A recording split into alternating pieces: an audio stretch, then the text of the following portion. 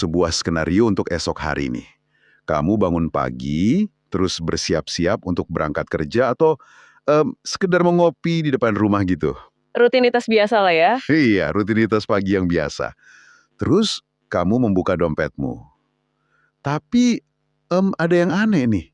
Uang kertas yang biasanya ada di sana, kayak pecahan 50.000 yang warnanya biru itu, atau 100.000 yang warnanya merah, tiba-tiba sudah tidak berlaku sama sekali. Wah, langsung panik pasti itu. Pasti dong. Maksudnya fisiknya masih kamu pegang nih. Kertasnya masih terasa di jari. Tapi nilainya mutlak nol.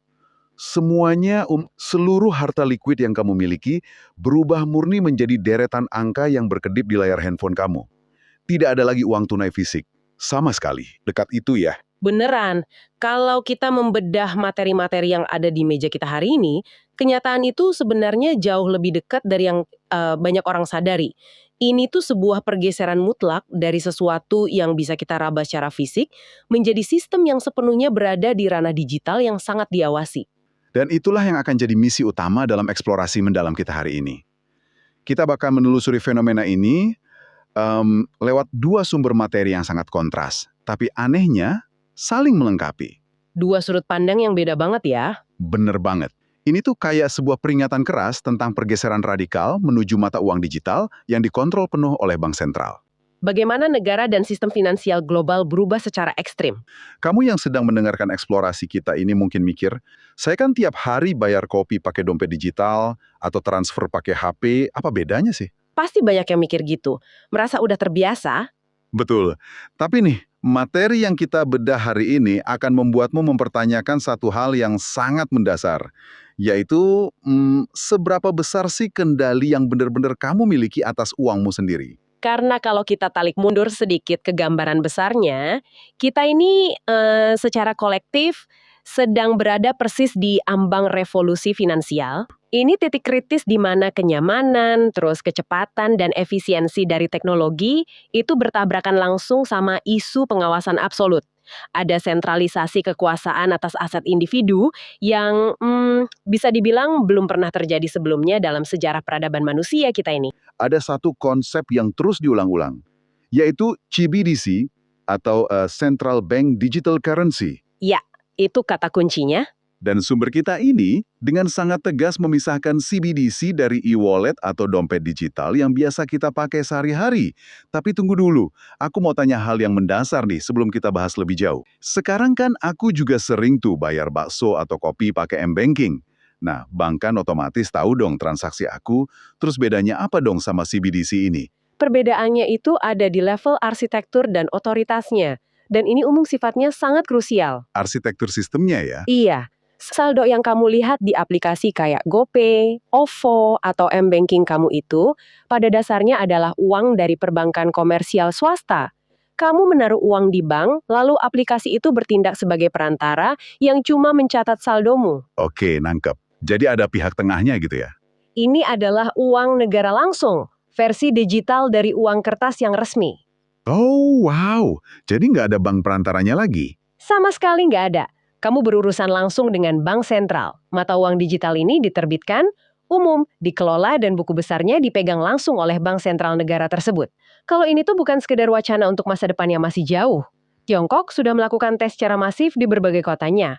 Terus Uni Eropa juga sudah masuk tahap uji coba tingkat lanjut.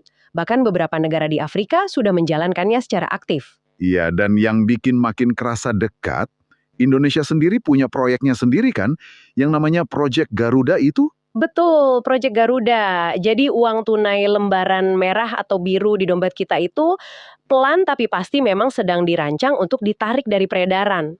Wah, dan ketika lembaran fisik itu hilang, terus diganti sama CBDC, sifat dasar dari uang itu sendiri berubah total ya berarti? Sangat berubah.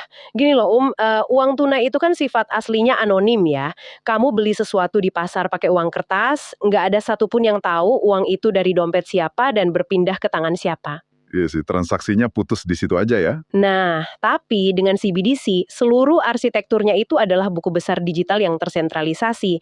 Jadi setiap perpindahan nilai sekecil apapun akan tercatat selamanya di server pusat. Oke. Mari kita bedah ini pakai perumpamaan, biar kamu yang lagi dengerin lebih gampang bayanginnya nih. Silahkan, analogi biasanya ngebantu banget nih. Gini, perbedaan e-wallet biasa dengan CBDC ini ibarat bedanya menyewa apartemen dengan tinggal di asrama militer. Asrama militer, oke, terusin. Di e-wallet, kamu menyewa tempat untuk uangmu. Kamu punya privasi lah di dalam unit apartemenmu sendiri. Pengelola gedung mungkin tahu kamu tinggal di situ, tapi mereka nggak tahu persis setiap detail apa yang kamu lakukan di dalam kamarmu, kan? Benar, masih ada ruang private lah ya. Nah, tapi dengan CBDC, kamu ibaratnya tinggal di asrama militer. Yang punya gedung, yang pegang kunci utama, dan yang mengawasi CCTV di setiap sudut lorong bahkan sampai ke dalam lemarimu itu adalah negara langsung. Tidak ada lagi yang namanya titik buta privasi. Analogi asrama militer itu pas banget sih, kuat banget ngambarinnya. Ya dari sumber tadi, beli bakso aja ketahuan. Terus transfer uang belanja ke istri terekam secara rinci jam berapa, jumlahnya berapa. Bayar uang sekolah anak tercatat lengkap. Besok-besok kamu mau beli cilok di gerobak pinggir jalan pun harus di-scan. Nggak ada lagi ruang untuk transaksi anonim yang luput dari pengawasan. Setiap rupiah yang bergerak terhubung langsung ke identitas pribadimu di pusat data. Bayangkan transparansi absolut semacam itu di kehidupan sehari-hari kita. Tapi ini membawa kita ke sebuah pertanyaan yang lumayan menakutkan sih. Kalau setiap mangkuk bakso dan setiap tusuk cilok yang kita beli terekam secara real time di server pusat, apa risiko terbesarnya ketika sistem, entah karena alasan apapun, memutuskan bahwa mereka tidak menyukai transaksimu? Logikanya gini, ketika sebuah otoritas memiliki visibilitas 100% atas apa yang kamu lakukan dengan uangmu, mereka secara otomatis juga memiliki kapasitas teknis untuk melakukan kontrol 100%. Duit lu bukan lagi sepenuhnya milik lu. Uang hasil keringatmu itu bukan lagi milikmu. Saldo itu hanyalah sebuah izin pakai yang bisa dicabut kapan saja sama yang punya server. Betul sekali.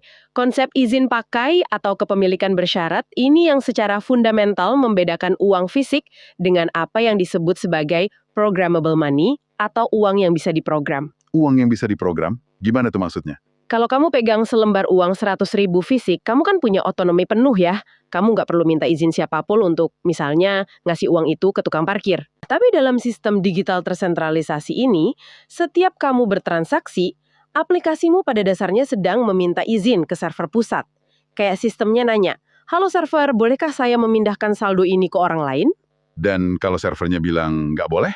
Kalau server bilang tidak, karena alasan apapun yang sudah diprogram di dalamnya, maka uangmu tidak akan bisa bergerak 1 milimeter pun. Nol. Yang kalau otoritas tidak menyetujui aktivitasmu. Entah karena masalah administratif lah, pembatasan kuota karbon mungkin, atau alasan lainnya. Skenario terburuknya bisa tereksekusi secara otomatis oleh algoritma. Langsung diblokir otomatis ya. Iya, kamu mau beli tiket kereta atau pesawat, tiba-tiba kartumu ditolak. Simpanan tabunganmu bisa dibatasi penggunaannya, penarikan uang bisa di-stop total.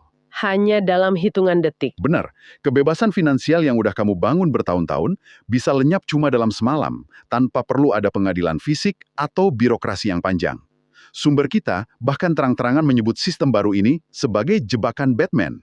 Istilah jebakan Batman itu merefleksikan ilusi dari teknologinya. Di awal-awal transisi ke CBDC ini pasti akan ditawarkan dengan janji-janji manis. Kayak, oh ini sangat praktis, modern, anti-ribet gitu ya. Betul, nggak perlu bawa dompet tebal, efisiensi negara meningkat pesat.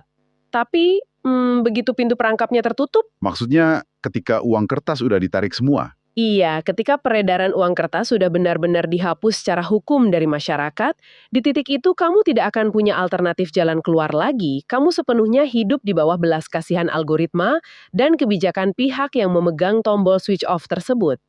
Tapi tunggu, sebentar. Aku mau memberikan sedikit sudut pandang penyeimbang di sini.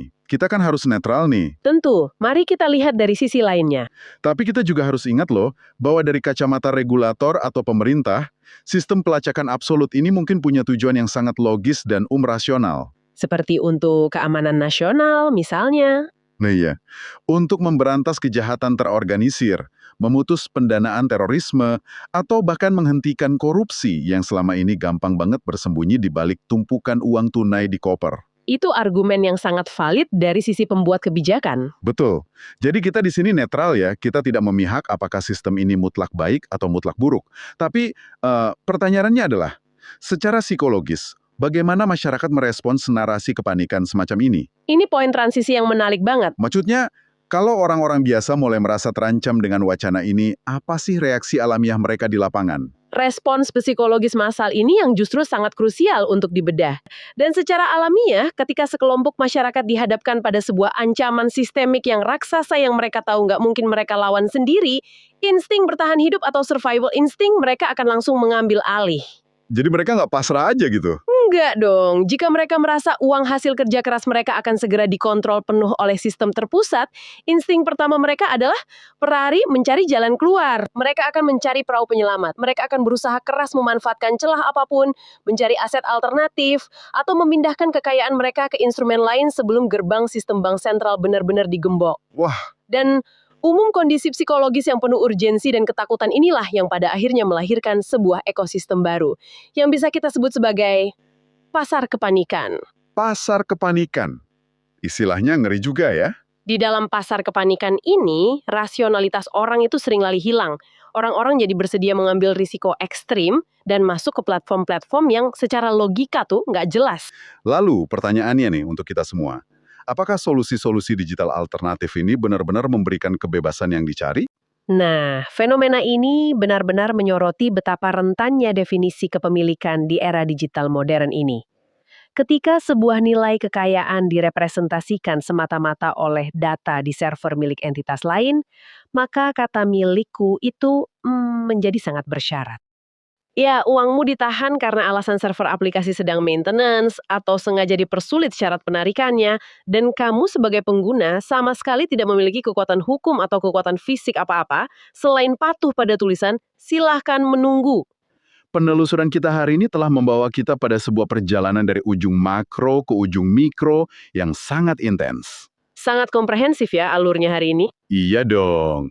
Kita memulai dengan membongkar visi masa depan uang resmi negara yang sepenuhnya terekam lewat CBDC, kayak Project Garuda di Indonesia ini, atau sistem yang sedang diuji di Uni Eropa dan Tiongkok. Skala global. Betul. Terus kita juga membedah ketakutan psikologis yang mendalam tentang hilangnya kebebasan finansial, di mana setiap mangkuk bakso yang kita beli dipantau, dan di mana simpanan seumur hidup bisa dibekukan hanya dalam semalam. Dan dari ketakutan masif tersebut, kita pada akhirnya bisa memahami bagaimana masyarakat merespons di lapangan. Benar. Bagaimana insting dasar manusia untuk mencari pelarian, mencari bahtera penyelamat, akhirnya memunculkan pasar kepanikan yang sangat mudah dieksploitasi oleh pihak-pihak tertentu. Ternyata pada akhirnya mendapati nasib yang serupa. Terjebak lagi. Iya, mereka harus pasrah tunduk pada otoritas sistem pihak ketiga, memandangi layar handphone yang menampilkan jam randek raksasa, dan disuruh pasrah menunggu proses penarikan. Oleh karena itu, bagi kamu yang sedang mendengarkan eksplorasi kita hari ini adalah saat yang paling tepat untuk mengevaluasi kembali rutinitas digitalmu. Bener banget. Besok, saat kamu memindai QR code untuk membayar sesuatu di kasir minimarket, atau ketika kamu dengan penuh harap menekan tombol withdraw di layar sebuah aplikasi, berhenti dan pikirkan sejenak. Pikirkan apa tuh? Siapa yang sebenarnya memegang otoritas mutlak atas angka-angka yang berkedip di layarmu itu? Apakah kamu benar-benar memiliki nilai tersebut secara absolut, atau kamu hanya sekedar menggenggam izin pakainya selama sistem di seberang sana merestuinya? Wah, sebuah pertanyaan yang sangat menohok. Dan memang harus mulai kita pertanyakan pada diri kita sendiri sejak hari ini. Dan sebagai penutup sesi bedah materi kita kali ini, aku mau mengajak kamu memikirkan sebuah skenario paradoks yang lumayan menggelitik. Jika di masa depan, baik sistem uang resmi negara yang sangat canggih maupun aplikasi privat pihak ketiga terus menuntut kita untuk menyerahkan kendali penuh atas aset kita, entah alasannya demi keamanan makro, status VIP, atau sekedar efisiensi bertransaksi, mungkinkah definisi kemewahan yang sejati ke depannya itu akan berubah total? Mungkinkah kemewahan dan kebebasan tertinggi di masa depan itu bukan lagi diukur dari seberapa banyak deretan angka saldo digital yang kita miliki di layar, melainkan kemampuan untuk melakukan sistem barter fisik secara anonim dengan orang lain di sebuah tempat di mana tidak ada satupun layar atau server yang mengetahuinya. Terima kasih ya sudah menemani sesi penelusuran mendalam kita hari ini. Tetaplah kritis terhadap setiap klik yang kamu buat, terus pelihara rasa ingin tahumu, dan sampai jumpa di eksplorasi sumber kita yang berikutnya.